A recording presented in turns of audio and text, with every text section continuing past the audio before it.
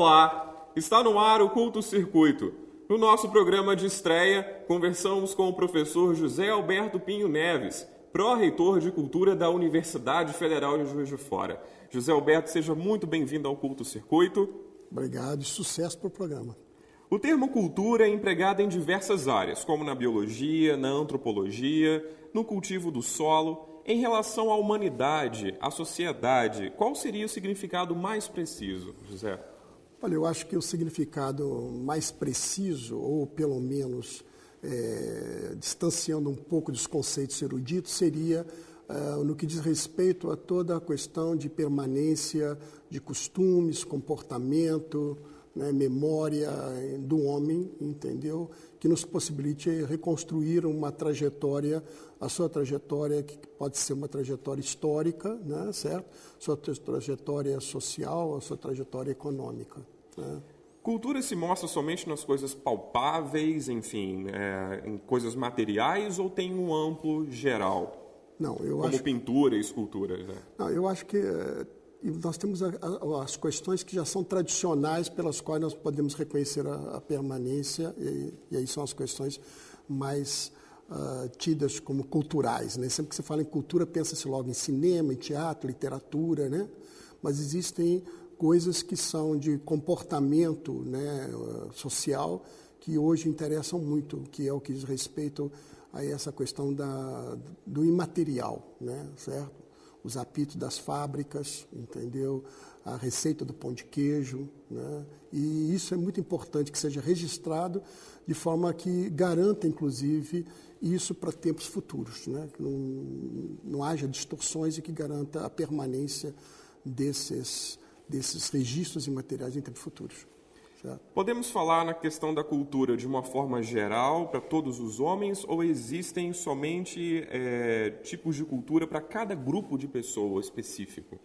Eu acho que existem questões de cultura que são questões mais gerais, mas certamente essas mais gerais são sempre oriundas das questões regionais.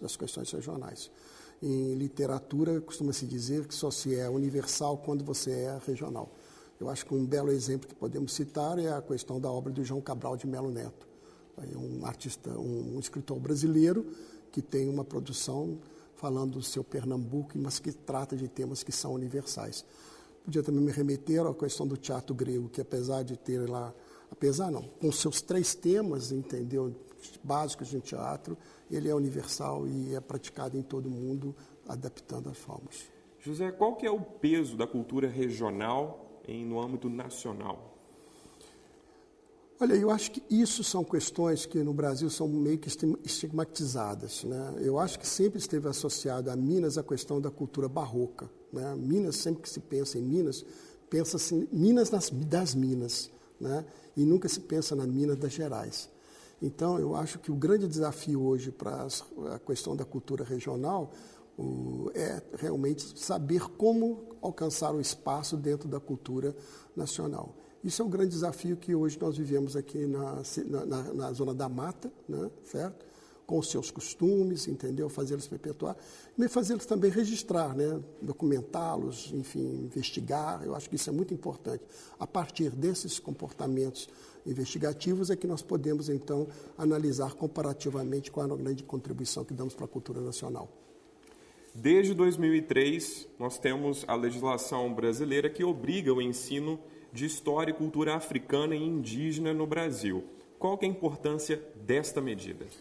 Olha, eu acho que, além de fazer um resgate histórico, né, que é inegável, né, eu acho que essa questão da cultura do negro, a cultura, né, da cultura, eu digo negro no sentido da cultura africana, da afrodescendente, né?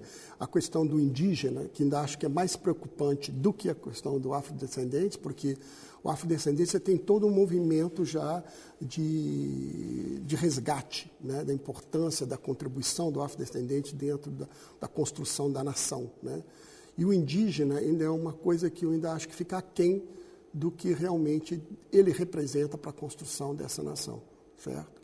Nós não podemos desconsiderar que quando Cabral chegou ao Brasil em 1500, aqui já existia uma nação, não uma nação europeizada. E mas que o primeiro povo colonizado foi o povo indígena. O primeiro povo foi o povo indígena, mas que o povo indígena já tinha as suas nações estabelecidas, suas pequenas nações estabelecidas, os seus comportamentos, inclusive, que não eram os mesmos comportamentos do europeu.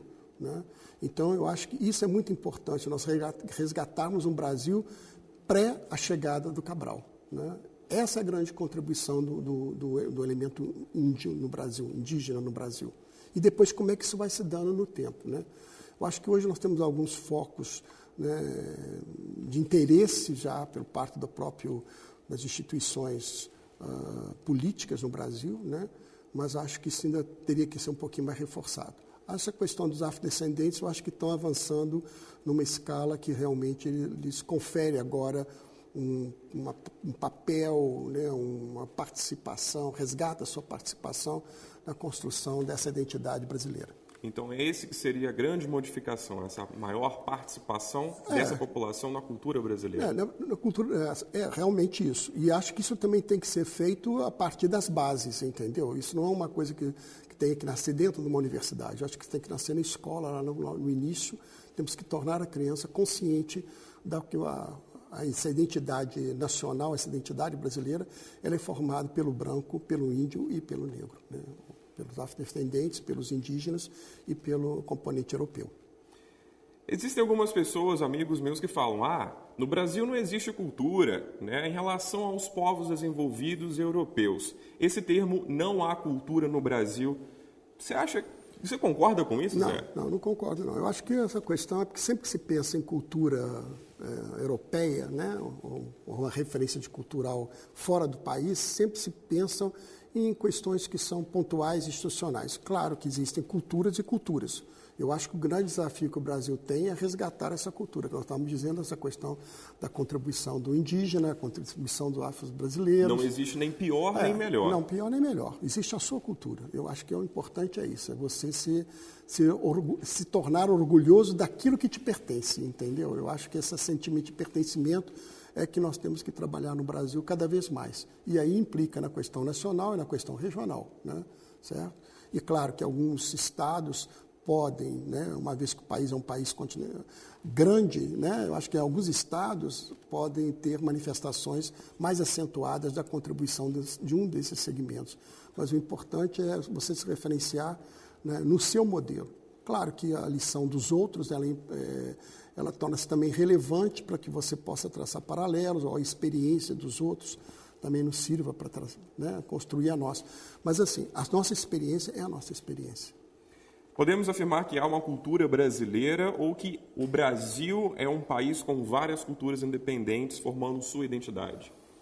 Eu acho que o Brasil é um país que tem a sua identidade cultural. Agora, dentro dessa identidade cultural brasileira, nós temos a questão da diversidade, né? E essa diversidade é que diz respeito, né, a essa formação dessa grande nação, entendeu? Então, acho que há que se considerar, né, há uma identidade brasileira, há uma coisa mais abrangente, mas dentro desse mais abrangente nós temos a questão da regionalização, dessa diversidade, né, que é importante, que implica a questão de espaço geográfico, de tempo, né, e do próprio componente humano dentro desses espaços, dentro desse tempo. O Culto Circuito vai agora para um rápido intervalo. Eu continuo a conversa com José Alberto Pinho Neves, pró-reitor de Cultura da Universidade Federal de Juiz de Fora. Não saia daí.